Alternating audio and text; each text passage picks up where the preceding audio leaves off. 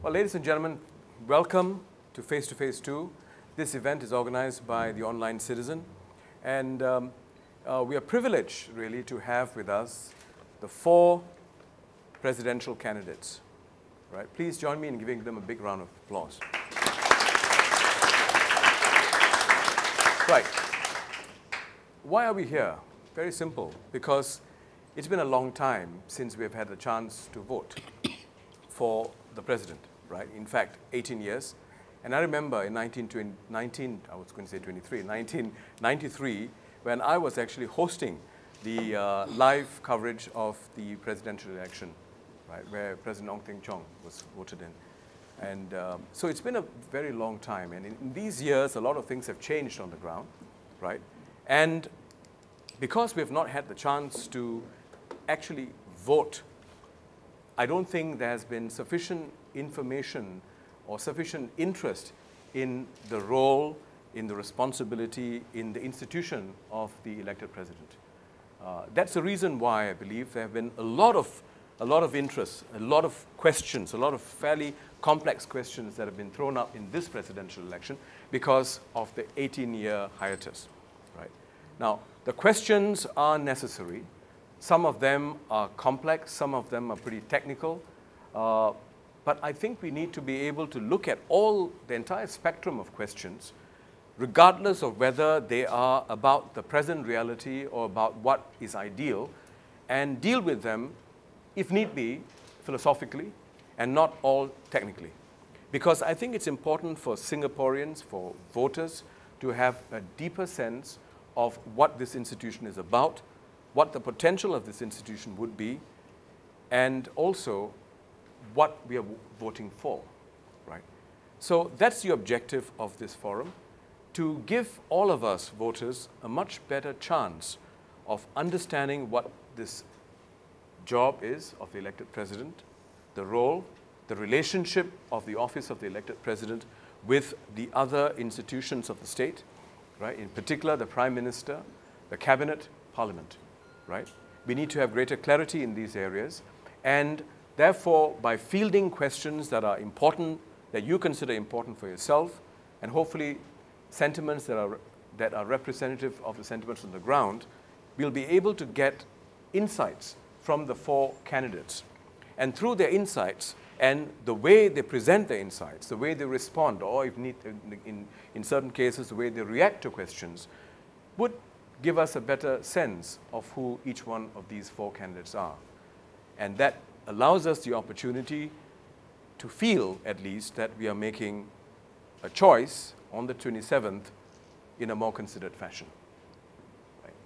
So with that, I'd like to get the whole event moving with each of the 4 candidates telling us their views, whatever it might be, for 2 minutes each, about their candidacy, about the role of the elected president.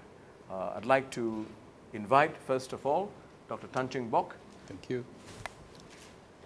Well, I thought tonight I will take this opportunity to say something about what I just spoke on television that will kickstart the discussion. What I basically said, I concentrate on one particular area which I feel has a lot of implications on the elected president. Now, I feel that the elected president must first be above politics. He should not be a proxy to any political party, and he should not have any political agenda in his mind. That is what I want to begin with. Then I want to discuss about the independence of the president, and I think this is very, very important. The president must be really an independent person. So to start with, I want you to look at Istana, because I feel that currently Istana houses the president and also the prime minister's office. I'm not so sure whether such an arrangement is correct or not. I feel that for independence of the two institutions, there must be a clear separation of the two institutions. Then Singaporeans will feel that there's not only say that you're independent, and even the institutions are separate. So one of my proposals, should I become president, would be to suggest that there should be a shift in the location of the Prime Minister's office away from Istana. I know this is a very drastic move to many people, but I think this is a correct thing to do for Singapore. Singaporeans want fairness, and Singaporeans want to see that there is a clear distinction between the two institutions. Because if you go around, people ask me, are you sure that the Istana is only for the president? Then I realize there's something that is in the mind of many Singaporeans that they want to see it corrected. So for me, if I feel that the president, one of the most important value that he must hold is his independence. And I thought that I shall put it as one of my proposal, should I become the president. Thank you very much. Mr. Tan Ju say? Well, I'd like to follow up on this theme of independence too. I think independence, the symbol is important, but so is the substance. If you will recall, the Constitution was changed 20 years ago, about 20 years ago, to allow the president to be elected directly by the people. And that was a fundamental change.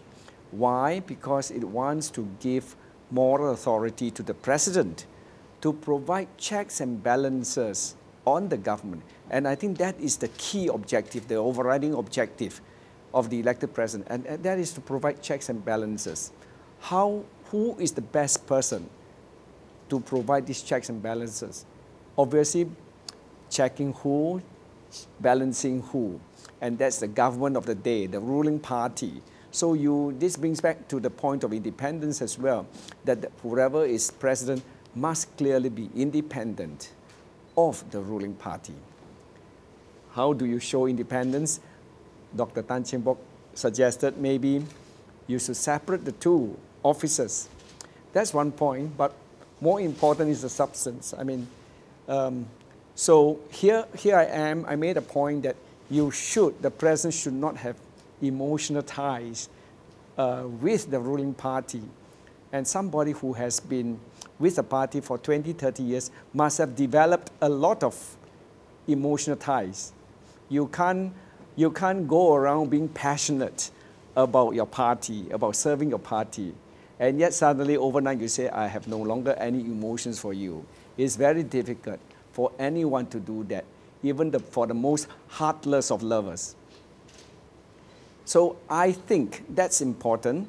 And well, I have no such problem, no such emotional baggage to carry. I have never been a member of the ruling party. So I could check and balance without restraint. And I will not feel embarrassed if I were to remind the ruling party of their lapses in whatever way.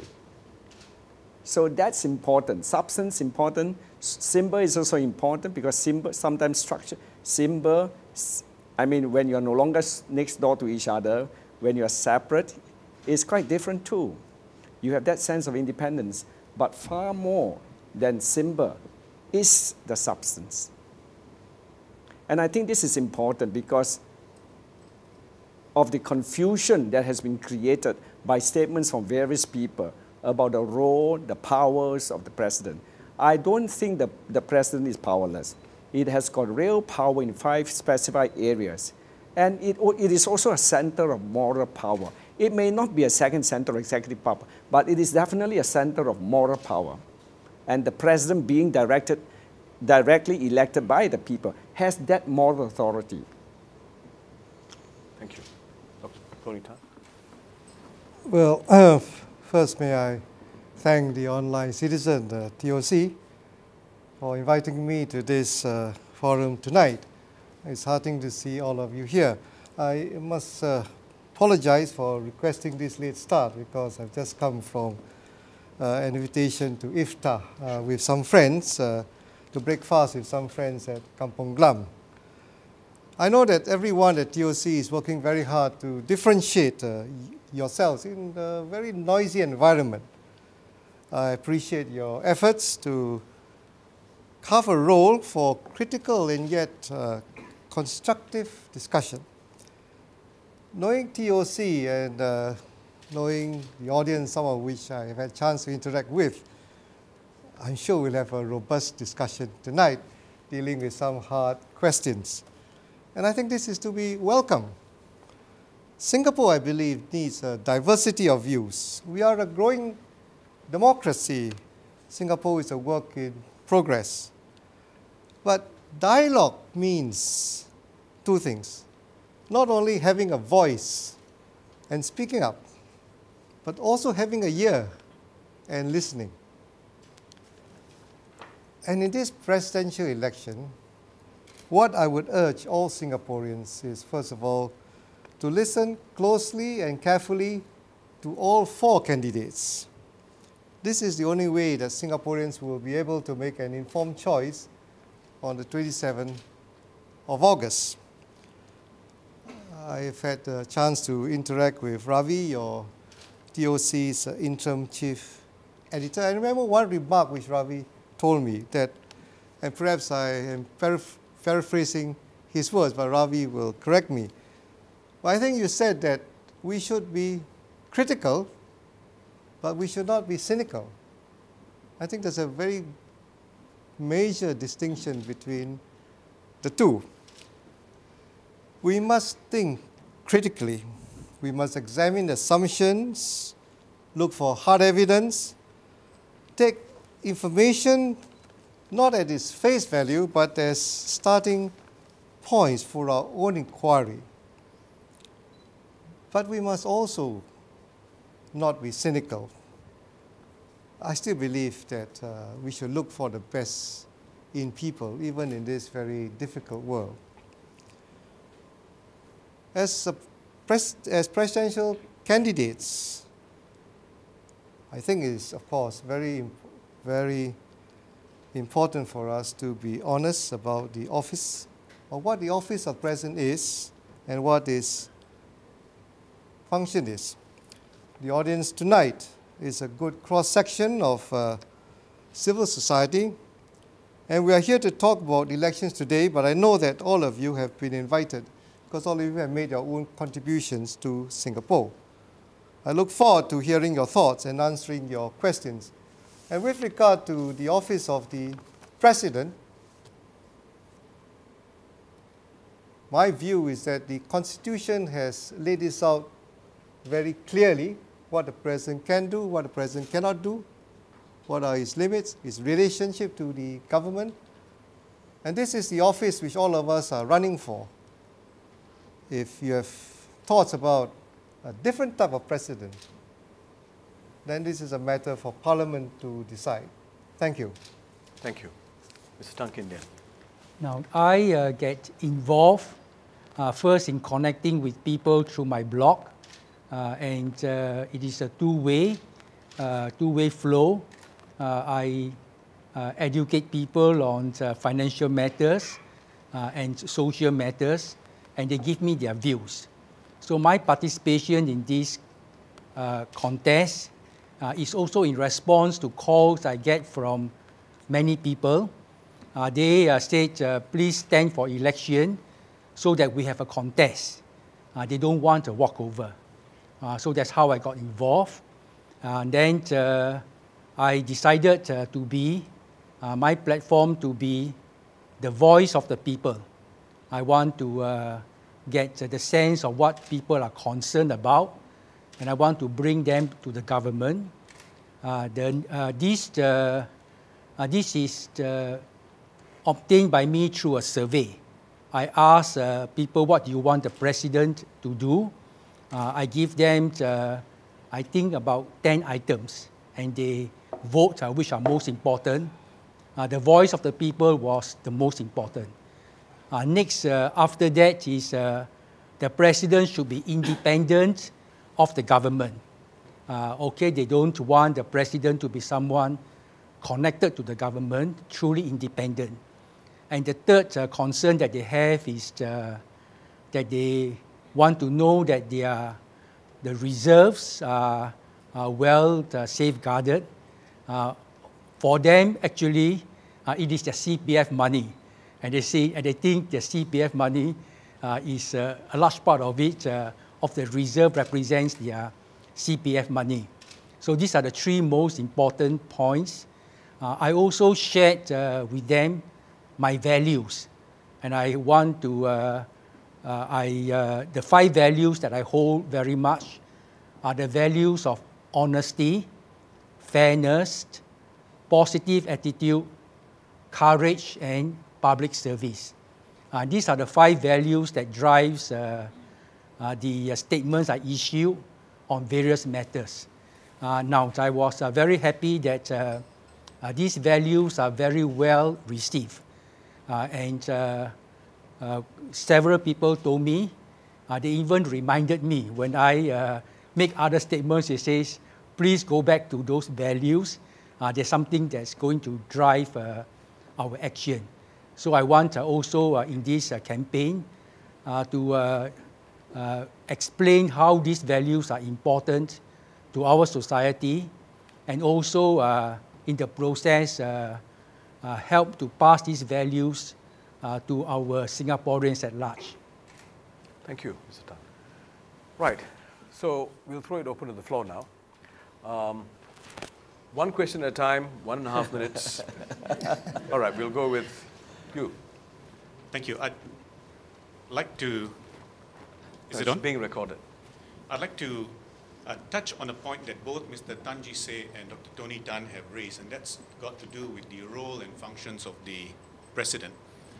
We know in recent days the Law Minister has said or articulated the view that it is unconstitutional for the elected President to speak up except on the advice of the Cabinet. But there was a very different view articulated in 1999 by the then PM Goh Chok Tong on the right of the President to speak up. You may recall that towards the end of his presidency, the late President Ong Teng Cheong called a press conference and spoke up publicly about differences he had with the government. The government then responded to it. And in Parliament, this is what PM Goh said, and if I can just quote, he said, "It's not unusual for the President to publicly acknowledge differences between him and the government. It shows the independence of the presidency, and this will help future presidents." So one general question I have for all 4 candidates is this: which of those 2 views, the current Law Minister's views or the then PM Goh's views, will guide your presidency if you're elected? And particularly to you, Dr. Tony Tan, you were in the Cabinet in 1999 when that statement was made, and so I assume that was a view that represented the view of the entire Cabinet. Are you currently shifting from that view and taking a more narrow view about what the President can or cannot do? Dr. Tan, you want to say first? Yes, please. All right, thank you.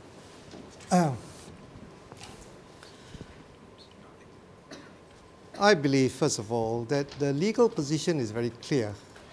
I think the Constitution sets out what is the role of the President, what is the power of the President. The center of power in Singapore is the government. The President is not another center of power. And I think that the President cannot initiate action, except, of course, in very specified circumstances and areas. For example, the President can has the power to block initiatives of the government with regard to use of the reserves. With regard to whether this circumscribes the ability of the President to speak out, I think it depends on the circumstances of the situation. The President, by his office and his prestige, has influence.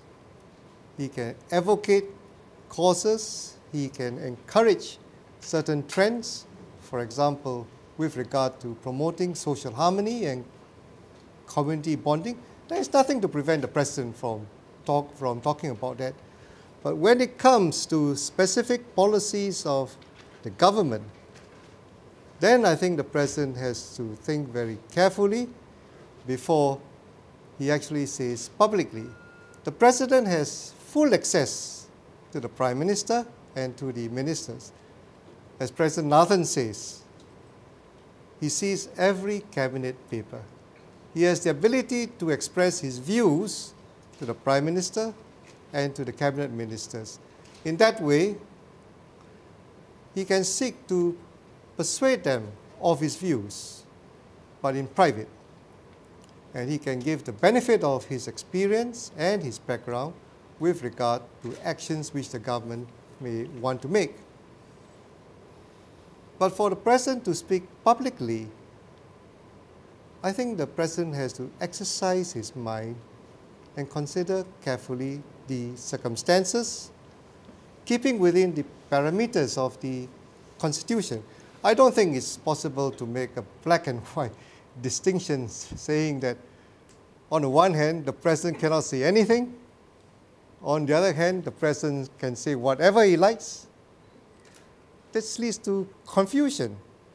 The President must exercise his mind in an independent way, decide what is best for Singapore, what is proper for the office to which he has been elected, and then choose the right course of action. Thank you. Mr. Tan Kin Lian. Now, I have read the Constitution, the duties, the 5 important duties, and also how it's to be carried out. And of course, there was the clause that says in exercising the duties under the Constitution, the President should take advice of the Cabinet. Now, the part that I disagree with the Law Minister is about what the President, how the President can speak out on issues of general concern to the people. I suspect that the Law Minister was referring to my campaign objective to be the voice of the people. Now, I want to make clear that I would prefer to reflect the views of the people rather than my personal views. I think if the views of the people, the general view of the people comes to me and I voice it, that is stronger than just my personal view. And I want to have a process to gather what is the sense of what is important to the people. Now, on speaking out, I don't think it's necessary to speak out in public and cause some differences with the government. So the best channel is to speak to the government privately, what the views of the people are. Now, after that, if there is disagreement, is it necessary to make a public issue? That's a separate matter. And generally, I don't think it's necessary because some of these issues do take time to get some understanding and agreement. So I do believe that it's useful for the President to reflect the views of the people and carry it to the government. That is how I see being the voice of the people being implemented. Thank you. Anjise.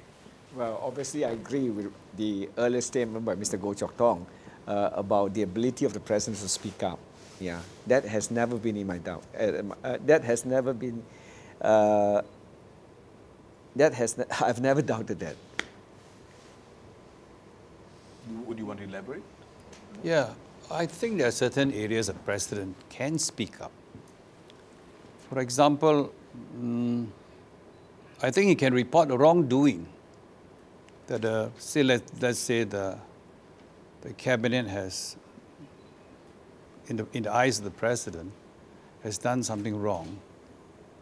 I think as a President, I have a right to report that wrongdoing to the people. It might be a rogue Cabinet doing something I think that is not proper. I will not hesitate to report. And if there is the decision which I think that is not very good in the interest of the people, I probably warn him and also let the people know that I've given a warning to the President, to the Cabinet, that some wrong decisions have been made, and I've warned them, And if they chose to continue that way, I think it is the right of the president. Maybe these are all the inherent powers of the president that is not discussed at the, or not what is laid out in the current constitution. So I think if there must be other areas. For example, I want to be consulted, right?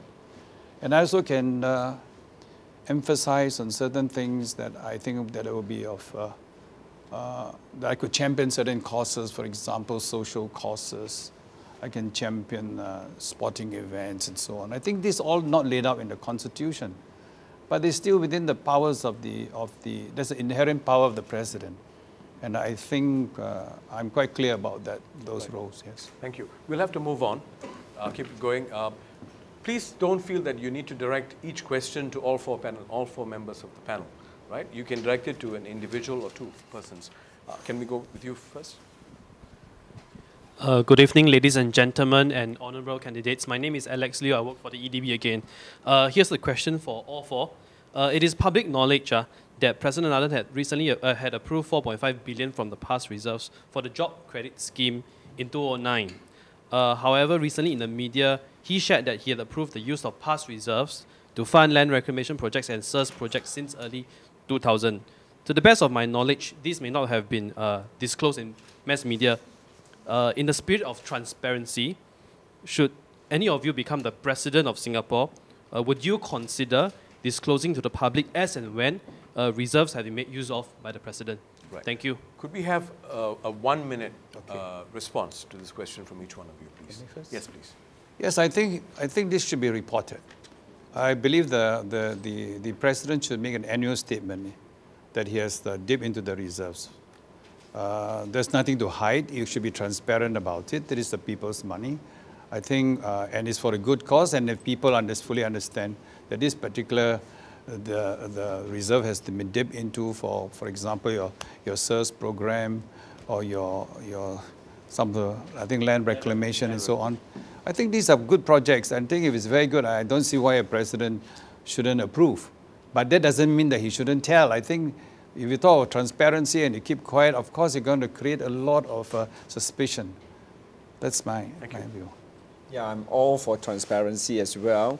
I just wonder what is the reason for not disclosing it in the first place. It's non-controversial, you know, it's all for, no one can doubt that it is for the good of the country.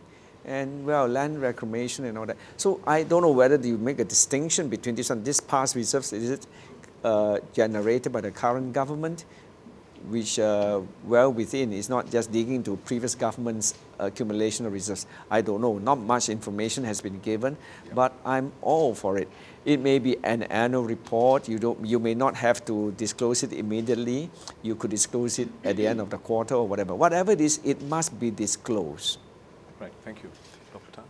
I would be extremely careful about allowing any government of the day to use the reserves. I mean, the reason why we are having an elected president and not an appointed president is because of the president's custodial responsibilities to protect our reserves and to prevent it from being misused by the government of the day, who may have their pet projects, which may be very good. But the government should fund these projects from current reserves, which they are entitled to under the current constitution. It's only the reserves, the past reserves, which are locked up, where the president has the constitutional responsibility to make sure that they are not used unless it's for a very specific, urgent and critical function. And I think that if I were president, I would feel that I would need great persuasion to use part of the reserves. Now, this does not mean that I will never use it, because one never says never.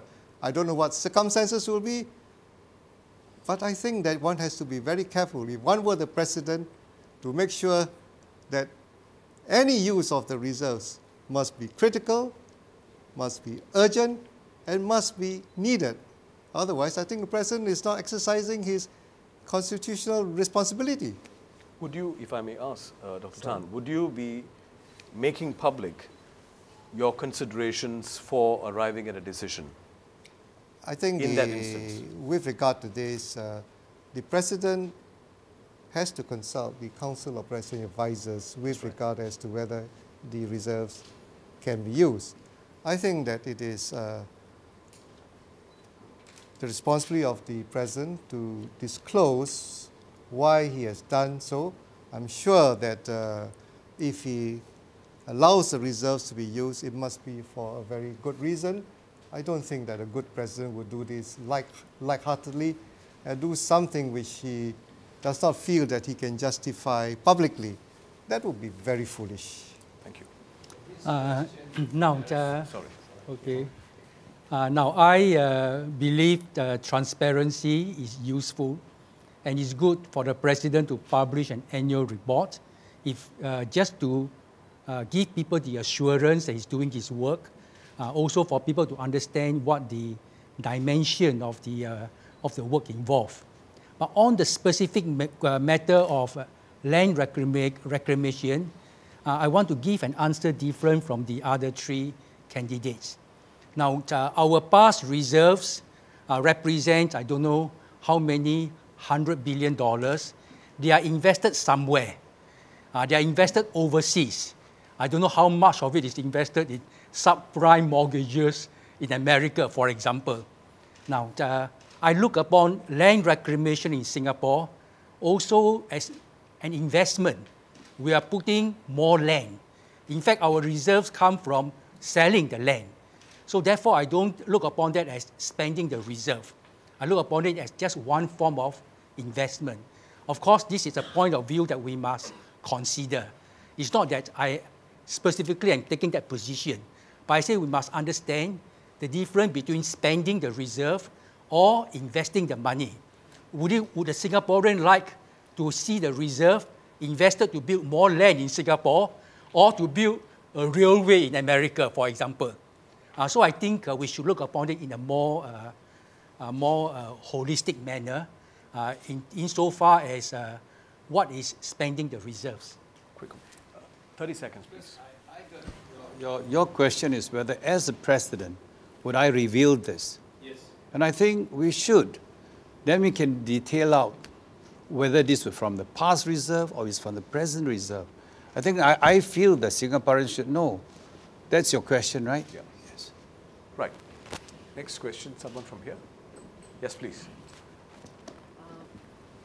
My name is Rina. I'm from the Challenge People Alliance Network. Good evening, ladies and gentlemen, honorable sirs. I just want to put my request to you because past few years, being a visually handicapped person for nearly 25 years, being adult blind, from year 2000, I've been trying to really, with a burden for transport concessions for the disabled, and also for tertiary education for students as well as job opportunities. But this has been happening for the past 11 years.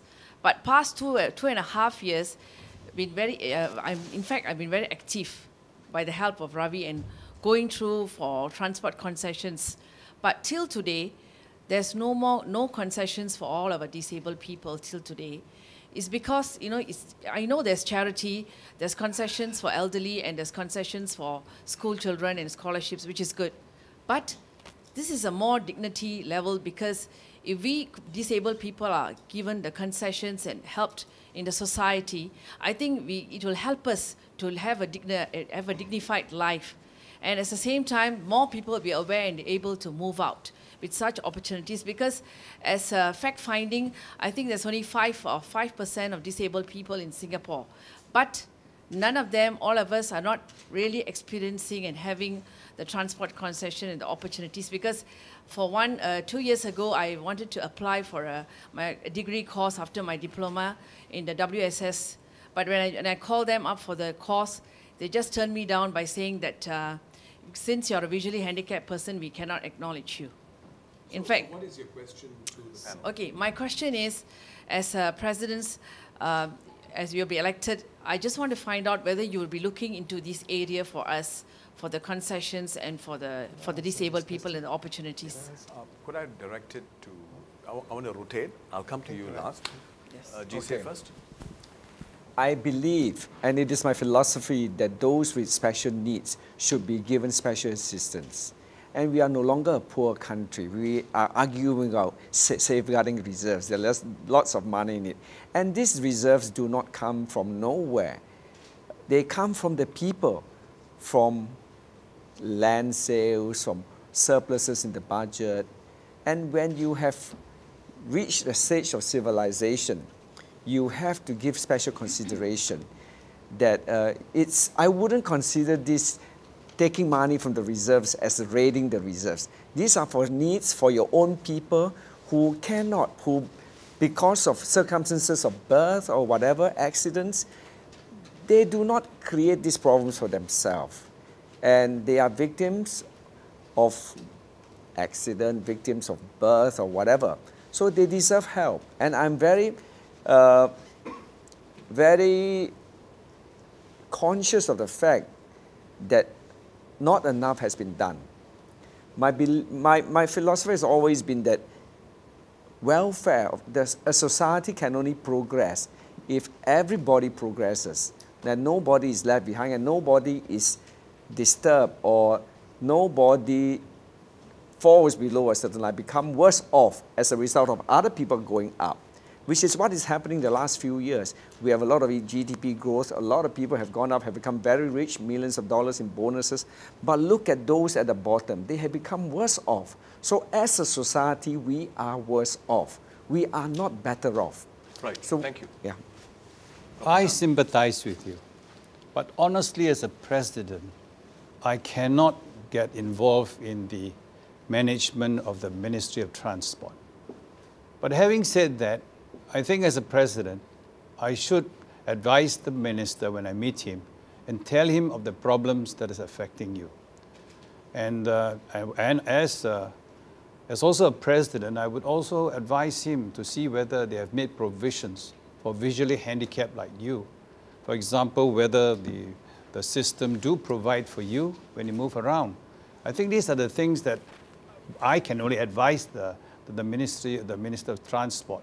But honestly, if you ask me whether I can really help you, I don't want to interfere with the running with the operations of the Ministry of Transport. But I do sympathize with you. And if I'm a president, definitely I'll tell the minister that this is the problem that's facing the Singaporeans. You should look into it. Thank you. Dr. Tan? Okay. Now, the needs of the disabled and those with people with special needs, we have to have a better way to deal with them. Now, being an insurance expert over many years, now I do know that some people get into situations that are not of their own making. If you are born blind or disabled, it is not that you want to be in that situation. And under the principle of insurance, you have everybody to contribute a small part to take care of those in special need. And I think that we should adopt this approach to help those in our society through no fault of their own. They do end up with extra difficulties. Now, we are not going to bankrupt the country by being more generous to help people who have special needs. It's not just in transport. It could be in getting a job to meet the cost of living. So transport is just one small part of it. So I would like to look at this in a more holistic manner and see are we taking care of people through no fault of their own. They do need special assistance. Question is, what can you do as a president? Could I reply now? No, I just want to let him finish Now, that. I said I want to be the voice of the people. So that means if there are a general view among the people that this assistance ought to be provided, I will convey it to the government that this is the view, not only of my view, but a view shared by many Singaporeans. Right, thank you. And I think that will give the moral weight to that request. Thank you. Dr. Tan. I am in full sympathy with what you, Ms. Rina, has said about the need, I think, to help visually handicapped people with regard to transport costs. Excuse me. I'm basically not only the visually, all the disabled. Yes, in I know. Singapore. Yeah. Yep. You see, this comes into the category of what I would call hidden needs. You know, when we talk about charity, we always talk about people who are sick and so on, which are very important. But there are needs in Singapore which may not be so obvious. I would say that one of the best charities which I've ever been associated with is the Straight Stamp Pocket Money Fund. I mean, it's not a glamorous charity. You just raise money to give what? School children $2, $3 a day so that they can buy something at recess time so they won't go hungry. Not dramatic, but necessary and I think very valuable. Transport costs. Well, I think tertiary students will feel that. No, they have to go from their home to ITE, polytechnic, universities every day. It's quite a major cost. And I think that sometimes because it's not so glamorous, people don't think it is very important. It may not amount to a lot of money, right? It may amount to perhaps $5 for each day. But to the student who's got to pay that every day on a limited income, it is a big deal. And for those who need help, like, for example, the visually handicapped or, those who need it, I think these small charities, in my view, should be encouraged. I'm not against the big charities, Kidney Foundation, cancer. I think these are necessary. But it's the smaller charities which have been ignored because, nobody thinks that they are important. This is where I would say that if I were president, I would like to make a special effort to make sure that all these, what you might call small needs, are met. Because it may be a small need in the whole scheme of things, but to the person who is affected, it is a big need. It's just like talking about unemployment statistics, right? You can say that we have no unemployment because it's only 2% in Singapore. But to the person who is unemployed, it is 100%. And I think to the person who is affected, a small need is a big need. And I think this is where the president can rally the people, work with the government to alleviate all these needs, because we are living in a society where it is not right that people should not have some of their needs where we can met, which is within our means. We have time for one last question before we take a break. Sorry, we hold the follow-ups. Let's just go for one additional question. Can I just have one person from this side? Please. Well, thank you everyone for taking time out to be with us tonight. Okay, my name is Clara and I'm representing Marua, Singapore Human Rights Group. So my question is alluding to the first question raised by Harpreet on the roles and powers of the President. So specifically, my question is on the Internal Security Act, and it is directed to all the candidates. So the President actually plays a very important role in relation to detention of persons under the ISA. And based on all the evidence today, do you think that the detention of the so-called Marxist conspirators in 1987 was justified? And if not, how would you improve the transparency and legitimacy of the detention process if you were the president? Right. Could we start with you, Mr. Tan? Now, in 1989, I think that was the time it happened, or 86. 87, all right. We were in a very different world from today. At that time, there was no internet. And then the views, the information given was somehow controlled by the authority giving the information. Today is going to be very different because there is more new sources of information. Now, your question is how would I react? Now, the president has the duty to ensure the the use of the ISA is for legitimate purposes. And if these were so-called Marxists, and they were not, then I think the president should exercise his power to release the people that were wrongly detained. So this the availability of more information and more transparency today will be very helpful. Thank you, Dr. Tan. The case which you were referring to, the detention of the Marxists, I think took place in 87 to 89. At that time, I was Minister for Education. This case was very carefully discussed in Cabinet. But as you know, Cabinet discussions are confidential. They are covered under the Official Secrets Act, so I'm not able to tell you about actually what was discussed. But what I can say is, in my view, the Internal Security Act is a very blunt instrument. It should only be used in the most extreme circumstances, when the government feels that they really have got no choice. Terrorism is a fact of life today, and it is with us. I don't think that there's any point in trying to disguise that. And it comes in many forms, not only with regard to one sector of society, but from sectors of society or countries which you never thought this could happen. Look at Norway.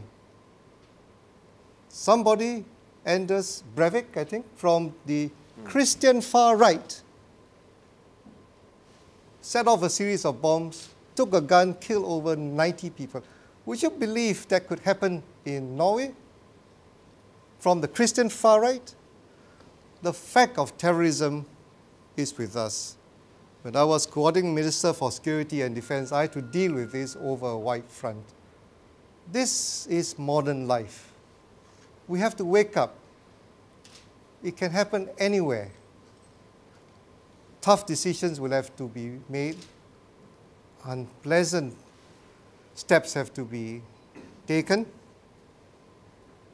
But that's life. And I tell you this, if it can happen in Norway, the most stable, middle-class, affluent society that you can imagine, in my view, it can happen anywhere. Thank you. Well, I think, yeah, there are threats all over, including terrorism. The question is whether there are any other laws to take care of these acts of terrorism or other criminals acts. I believe that the ISA has outlived its usefulness. I don't even know whether it was justified in the first place, because the ISA has been used on political opponents and those who are on the other political side of the law. So the history is such that it has been used for political purposes. I think this is, to be fair, when one says he's against political opponents, I think this is a very serious charge. You must be able to back it up. Well, the people who have been detained have opposed the government. That's what I'm saying. Okay. Have they been pro-government? All right. Why don't we move on? No, it's clear. No, you will have time. Viswa. No, you will have time. Sorry. I have been attacked on my understanding of the English language. Jise, you will have time later to bring this up. No, Viswa, let's be fair. What is in his English dictionary about a political opponent? We will give you the opportunity later. If you don't bring it up, I'll bring it up. Okay. To make sure this issue is not dropped. Let's be very clear. Stay on track. Is there anything else you'd like to say, Jise? No? Oh. On this matter? Let's move on. I think what you all want to know is what's the role of the president. Let's say if a political detainee, on the advice of the director of ISD, he wants to remove this, he wants to release this political detainee. And let's say the Prime Minister don't agree. What is the position of the president? How do I react? I think that is what people want to know. That's the role of the president. If let's say the ISD say that, okay, we will release this political detainee, and Prime Minister say, no, we should keep You come to me, I have that veto power. I can decide whether he can be released or not. And that's how I read the law. I might be wrong, but that is, I feel, the role of the president. That's what you're all asking, right? Yes. Yeah, so I think, Mr. I think you should keep us to question to answers as short as possible so that these people can, I'm sorry, you can ask more questions. Yes. Thank you. Let's take a break.